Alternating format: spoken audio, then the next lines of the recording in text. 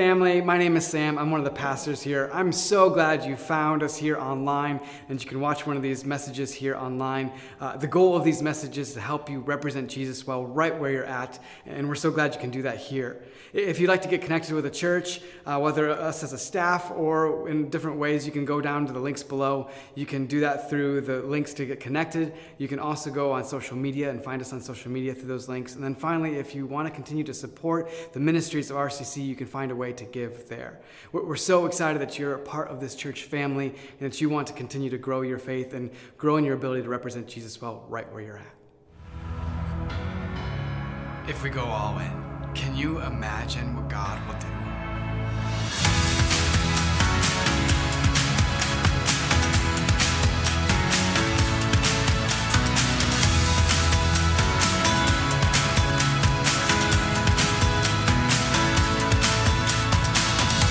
The only way that God is going to use this church to the fullest extent is if we do this all in together.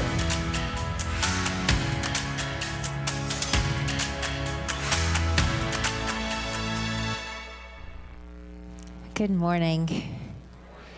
It has already been such an honor and a privilege to be with you all this weekend. I have had the incredible experience to work with your pastor for the last few months. I think it just shows the level of leadership when someone says, there's somebody that's been there before and I need to seek out that expertise. And you're a pastor. I mean, I know you know this. Every single person that I've talked to that I've bragged on, Pastor Sam, is like, I mean, he's just incredibly humble, and this vision that God has given him and you all, I'm telling you, I always say whenever I'm speaking, I speak a lot, but whenever I'm speaking, I will always say it's such a privilege to be here. But there is something that I don't say very often. And I just told Sam this in between services. Most churches will say, I'm a coach, I'm a ministry coach. And so most churches will say, we're different. Like that's how the engagement always starts. We're different. And I will just smile and nod. And I'm like, most churches are not very different. But I can say that you all are different in an incredible way. Like it is so exciting, the momentum that you all have. I knew from the moment that I walked in, not only is this building, what? And you all have a better building? Like this building is incredible. But even more than that, like I sat right there on that third row during run through and was like, the amount of talent that you all have been given in your worship team is incredible. I mean, just the ushering of God's presence, even into run through. I mean, I sat on the third row and cried during run through. I mean, I'm just so blown away by how obvious it is that God is moving in and through your congregation. And I also just want to commend you that because you have an incredible pastor that loves you so much and genuinely just wants what's best for you and for this community. And God is going to do incredible things. I knew immediately that you all were different because first of all, you have a 6th grade teacher on the drums, a girl. It's like awesome. Like she's amazing. I was talking to Teresa in the first service and she's like came out of retirement to be on the staff at a church. Like that's different. Who comes out of retirement, like that's incredible. And then you have this like rocker guy. What? Like, I literally, I recorded the worship and sent it to my dad because I'm a preacher's kid. I was like, Dad, this is like literally your dream worship. And he texted me back and he was like, oh my gosh, I wish I was there. So anyways, you all are different. And it is such an honor and such a privilege to be here with you all. I know that I mentioned in the beginning, I've had this awesome opportunity to kind of see things on the back end, to do a lot of the planning and the preparing. And so I know that you are moving. And I just want to put forth a question today. And that question is simply, are we ready? And I say we because I really do feel like I'm a part of you all. I have kind of been working behind the scenes with Sam, and then being here today, I already feel like I'm a part of it. I'll tell you, if I lived in Ripon, I live a long ways, but I would come to your church, like hands down, absolutely, because the momentum is just so obvious here. I have been in ministry, serving in ministry for 23 years. I told you I'm a preacher's kid. And I've been doing it quite a while. And I've had good days and bad days, just as all volunteers do. Do you care if I move this? Is that okay? I'm going to move it right here, just in case I'm going to fall on it. Okay, so I've had good days and bad days, like most of people in ministry, whether you're serving on staff or serving as a volunteer, because I've had seasons of both. And I'll tell you, the bad days are bad. I mean, I've had some really, really rough days. I'm going to tell you some of the things, and feel free to laugh at me and with me. That is completely fine. But I mean, I've had some rough days in ministry. I was on staff at Elevation Church. I was on the executive team there for 8 years. It's a church in Charlotte, North Carolina, under the leadership of Pastor Stephen Furtick. And we got to watch, in the 8 years that I was there, we got to watch the church grow from 1,800 people to 30,000 people. It's coming, y'all. It's coming for you, okay? People are going to be moving into Ripon so that they can come to your church. I'm believing it. But you have 30,000 people across 16 locations. You're inviting chaos. Right? I mean, you all can agree, like 30,000 people, lots of personalities, lots of quirks, lots of hardship. I mean, you are inviting some chaotic times and probably a little bit of crazy too, like you're inviting it.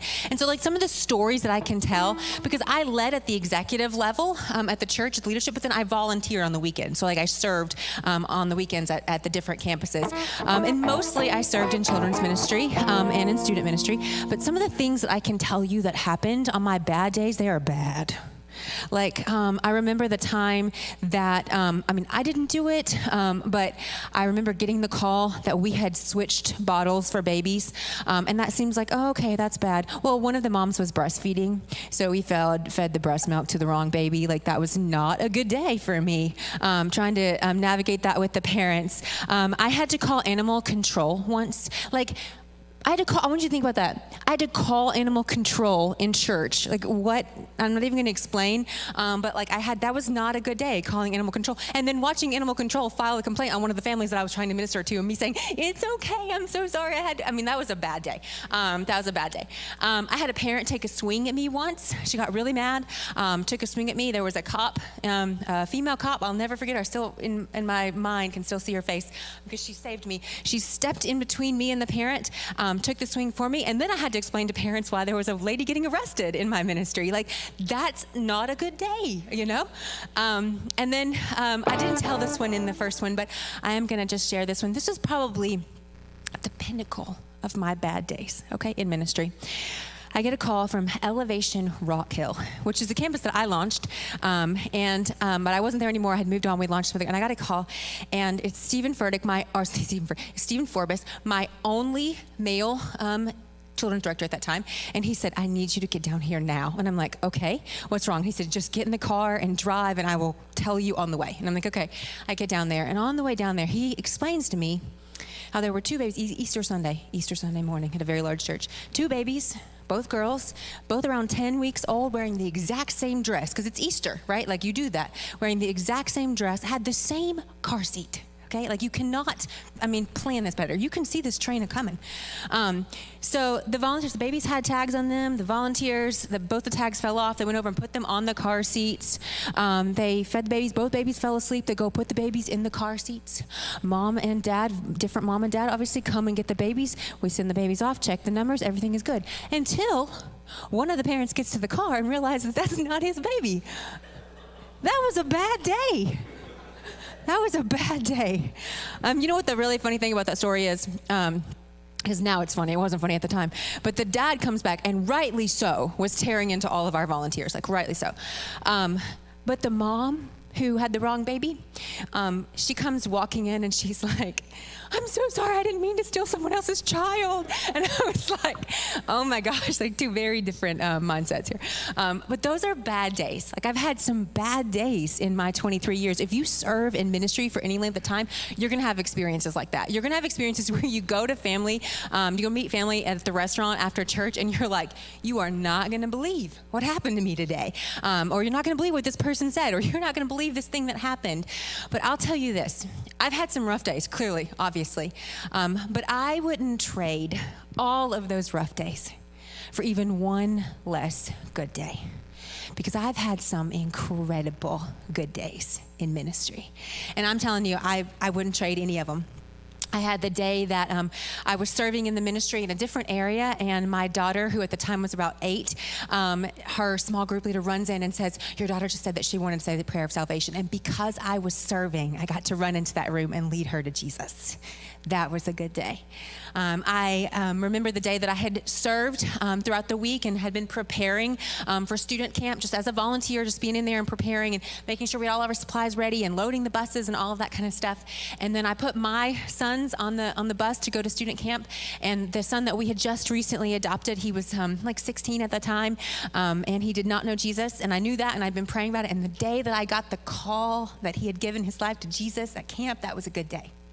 And I genuinely believe that that is a result of serving in the ministry, because he watched us serve and because he knew that this was a priority for our family and he knew that this mattered. I also, I had the incredible opportunity, all of their names, 219 of them, are in my Evernote. I keep a list of every child. I've had the incredible opportunity on my good days to personally lead 219 kids to Jesus. Those are good days.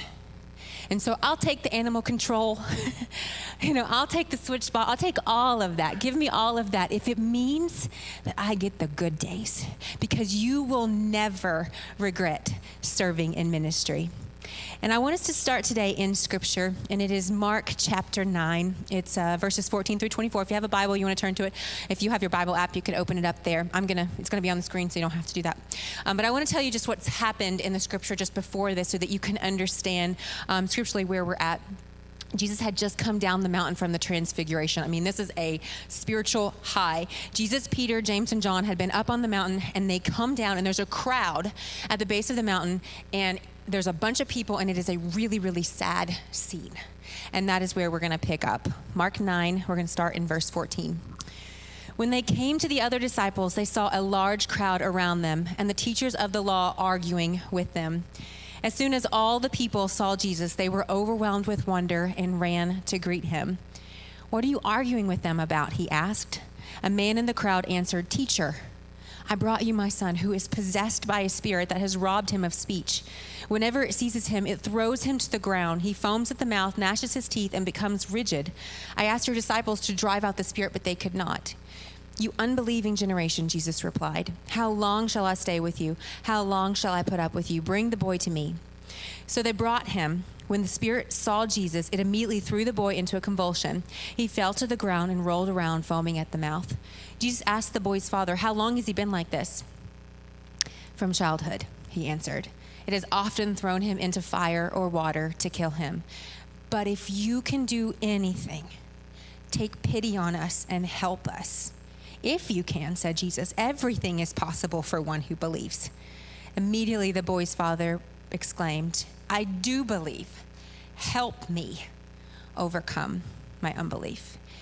I want you to imagine for just a second the desperation of this father. If you're a parent in this room, then you know that you would do almost anything for your child, right?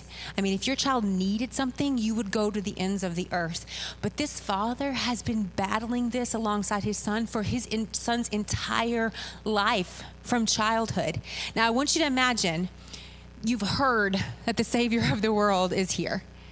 And you think for just a second, maybe, just maybe, we can finally have peace. Maybe, just maybe, if I go to where Jesus is, that he will take pity on me and help me.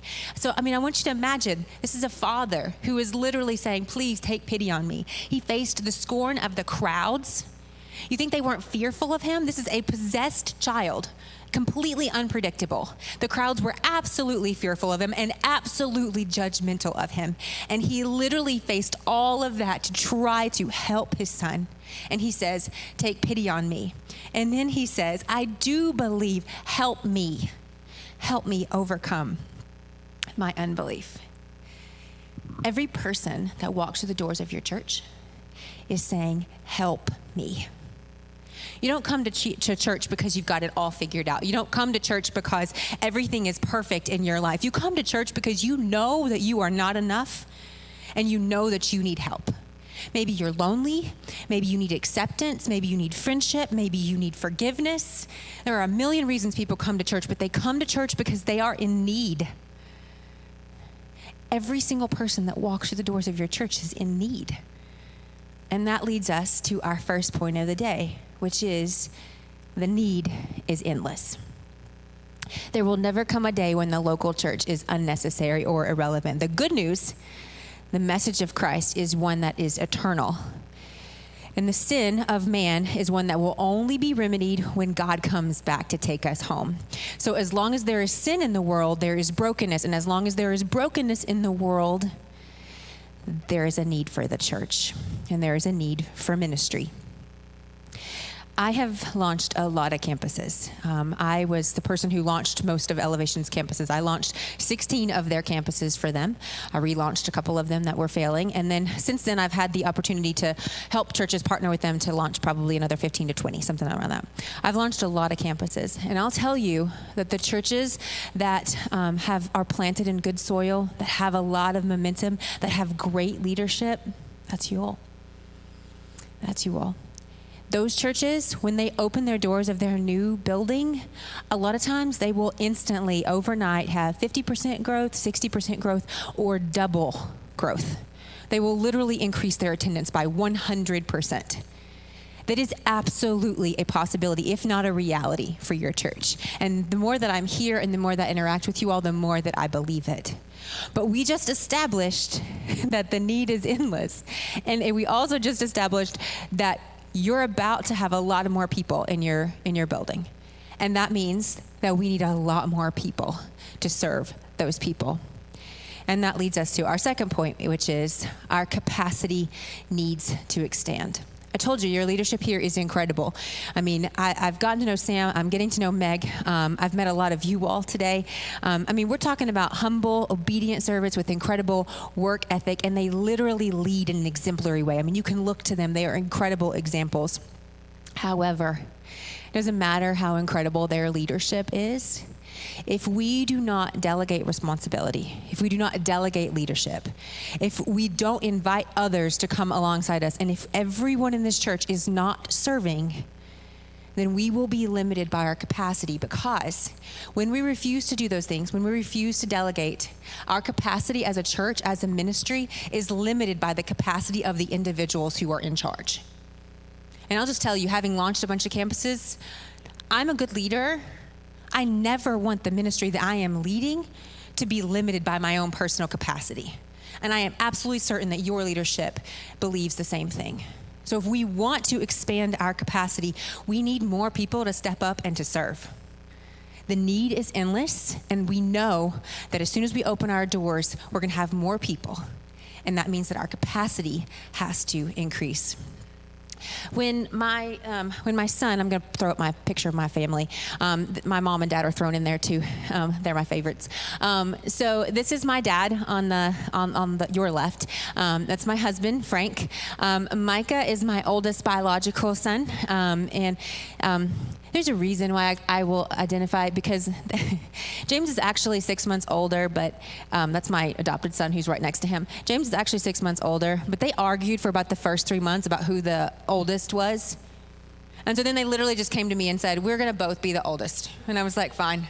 And then James was like, I don't care if you say I'm adopted as long as you say I'm the oldest. And I'm like, great. So my oldest adopted son and my oldest biological son, they're up there. So Micah is in the middle. That's my oldest biological son.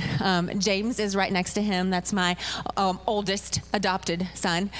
This is Isaac. He is 17. He is a senior in high school. This is my daughter, Layla, at the bottom. She is 16, or about to be 16, and she's in 10th grade. And then that's my mom in the middle, and Malachi. Yes, he is 1.5, and yes, we started all over again. Lots of fun times in my life. So much fun. So anyways, this is my family. So I'm going to talk about them a lot today, so you'll have names to go with, or faces to go with names.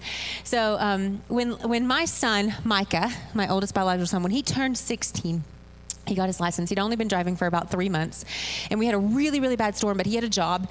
He was at a grocery store, and he had to get to the job, and he wasn't going to be late. And so I just told him, be safe, don't speed or whatever. And he wasn't speeding when this happened. But he hit a puddle of, it was like a monsoon, and he hit a puddle of water, and he hydroplaned off of the side of a bridge that was over a river. like the worst possible nightmares of things that you see on TV. Like that's what it was. He was in a really big F-150 truck that my dad had given him when he turned 16. It was old, but it was in almost perfect condition. And he rolled it off of the bridge. And when he rolled it, it was just an incredible, miraculous thing. The passenger side window cracked, and the only reason that he was able to survive that is because it was cracked, and he was able to, as the truck was sinking into the river, he was able to break out that window and swim to the riverbank. That was the only injury was just the cut on his forearm. He called my husband, who was driving with my daughter in the car, and he said, "Hey, just want you to let you know I'm okay. First, I'm okay, but the truck is sinking in the river, and I need you to come." And so my husband pulls up. Now Layla had heard, she had heard my son's voice over the speaker in the car, so she knew he was okay. But she was about 9 at the time, and when they pulled up and she saw the truck that's sinking into the river, for just a minute, all of her fears came to life, like losing a family member. And over the course, that did some major trauma to her. And so over the course of the next probably 2 to 3 weeks, I literally watched my daughter, who is like the most bubbly, outgoing, social butterfly possible. I mean, she's a competitive dance mom or competitive dancer. Any dance moms in the room? Anybody? No? At some point, I'm going to have a dance mom in the room today. Okay. So, like, she is, like, literally elite. She's ranked right now number 2 in the nation. Like, she's incredible.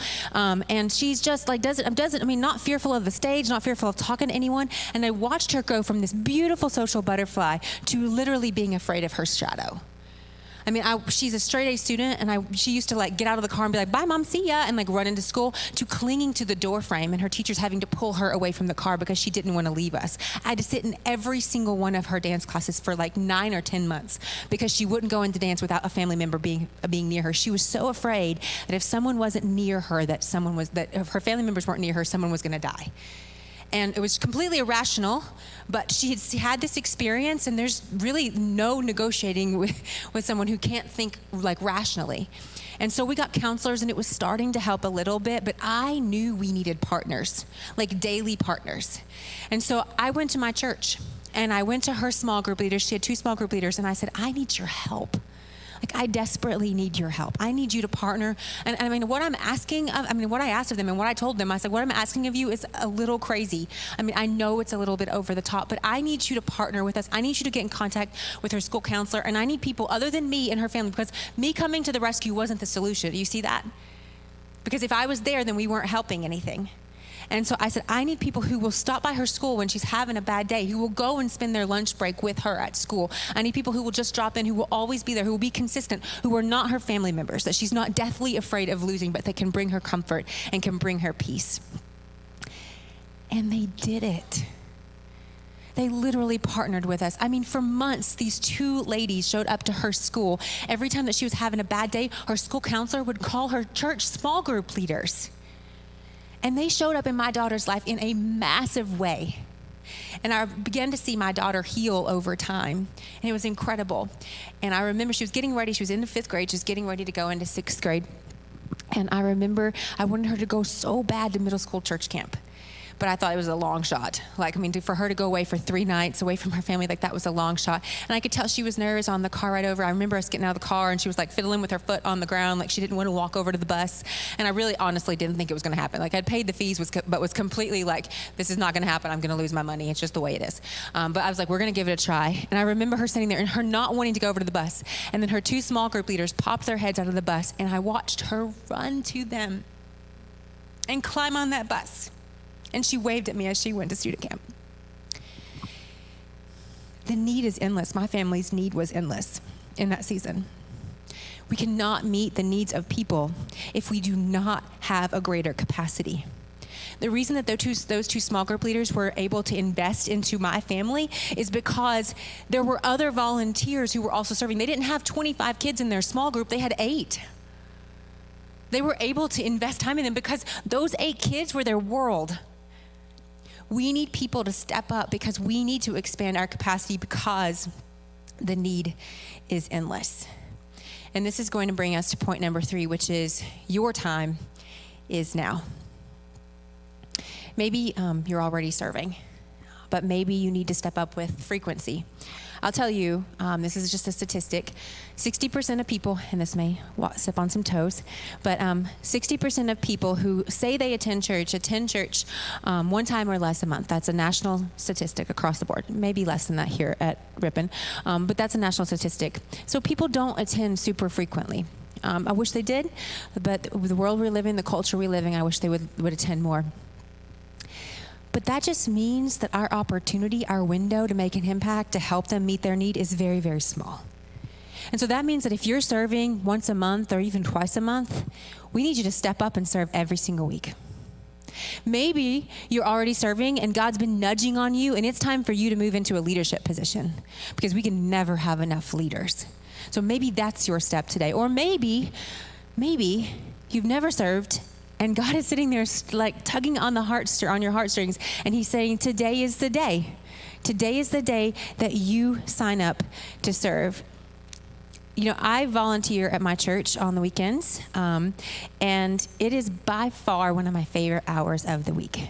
My position is to greet first-time guests and help them navigate the process. And so I get to help pull back the curtain of ministry, because a lot of times ministry is a mystery to people who aren't churched.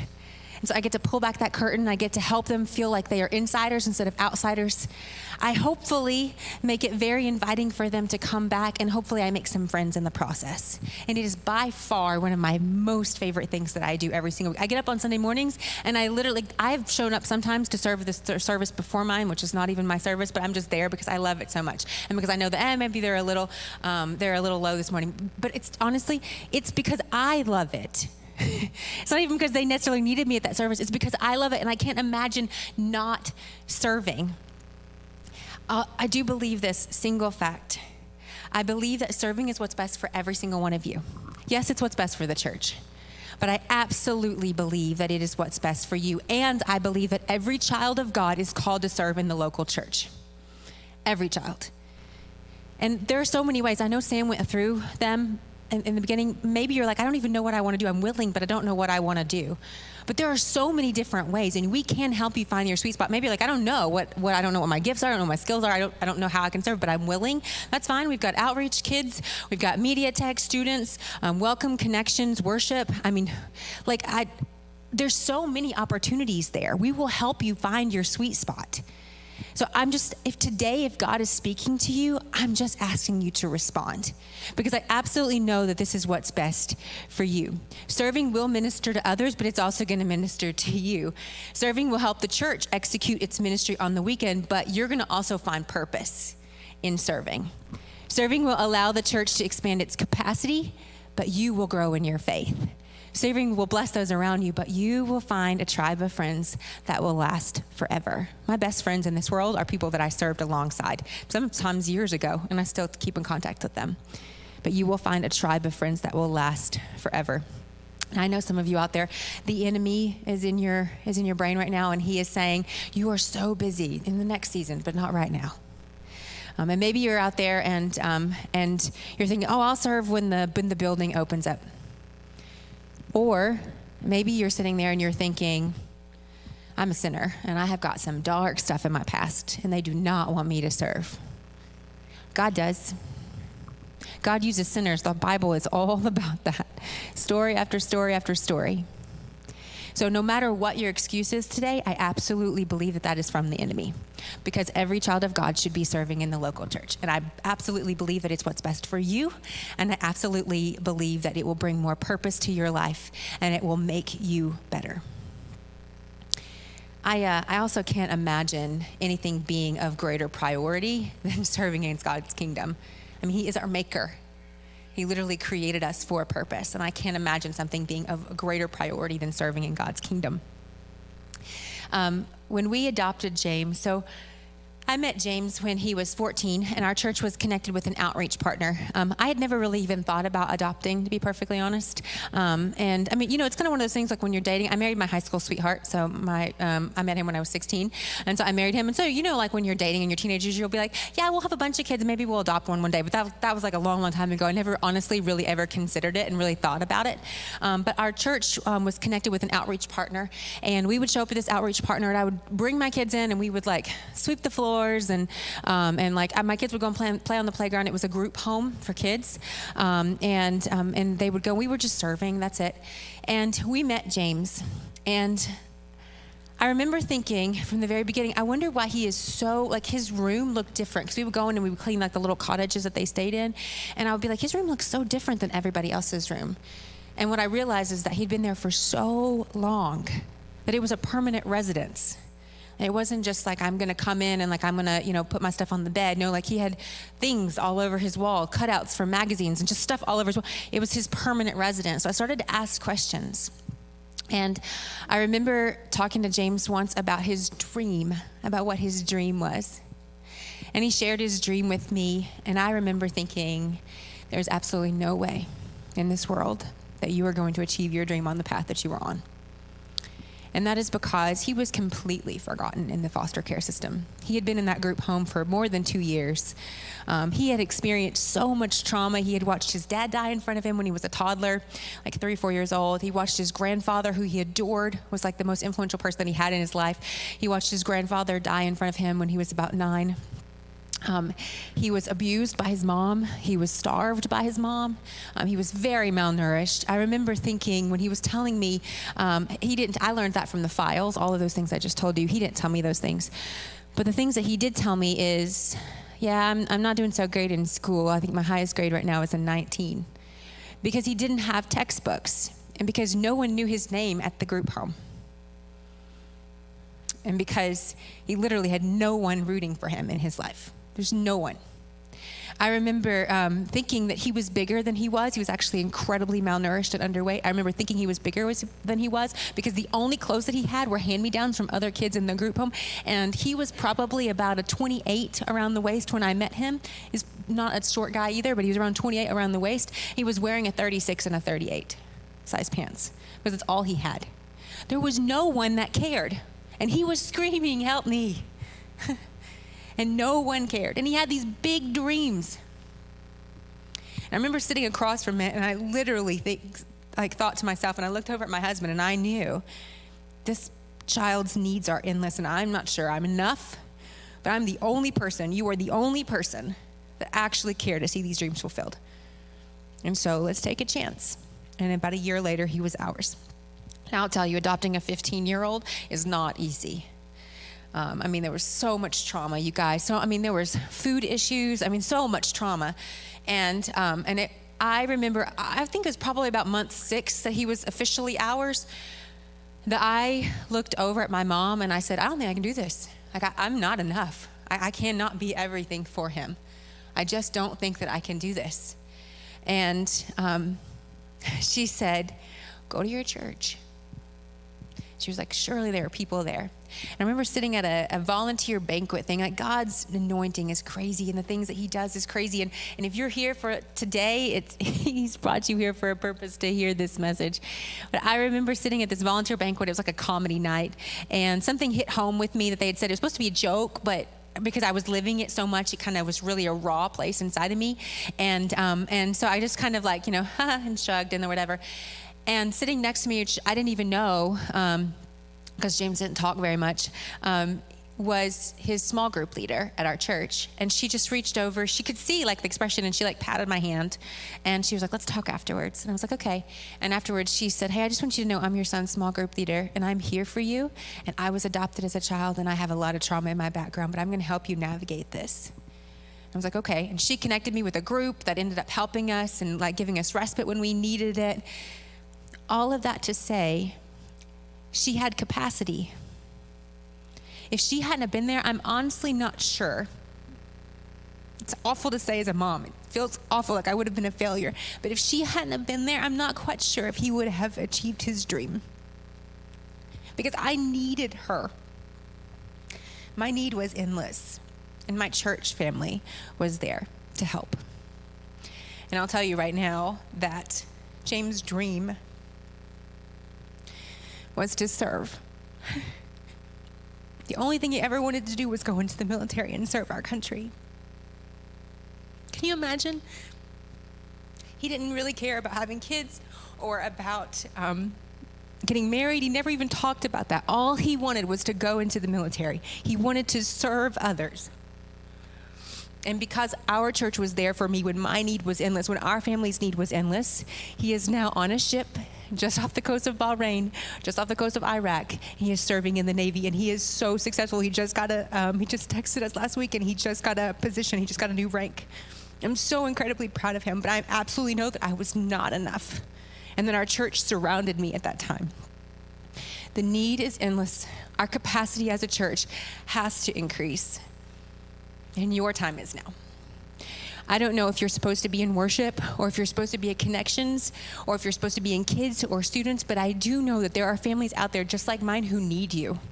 And as soon as that we open the doors in the new building, we have to ask ourselves, are we ready for God to answer the prayers that we have prayed?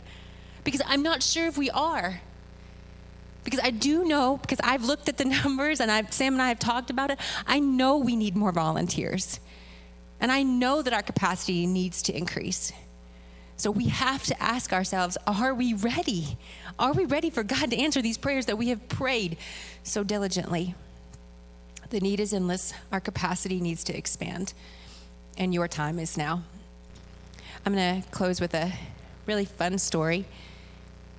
I was coaching a church probably about a year ago.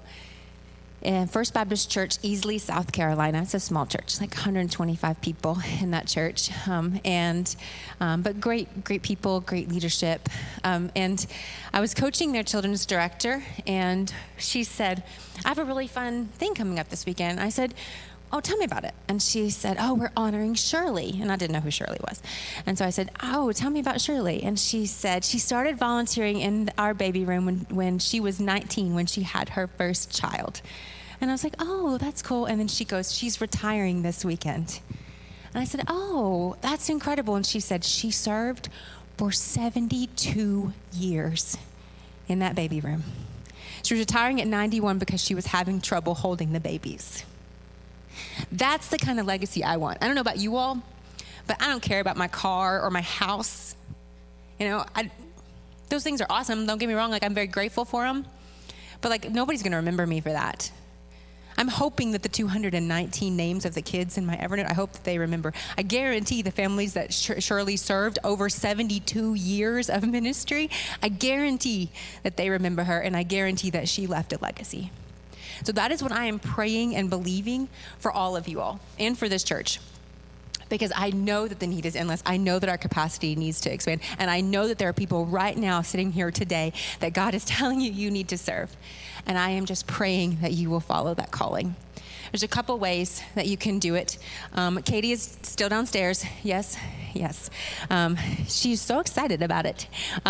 So you can physically walk downstairs and you can sign up to see Katie. If you're like me and you're not like super technologically savvy, you can absolutely do that. Go downstairs, sign up, hard copy, the whole deal. Or you can look at these. These are the QR codes. Aim your phone towards this, take a picture, and follow the link, and then fill it out.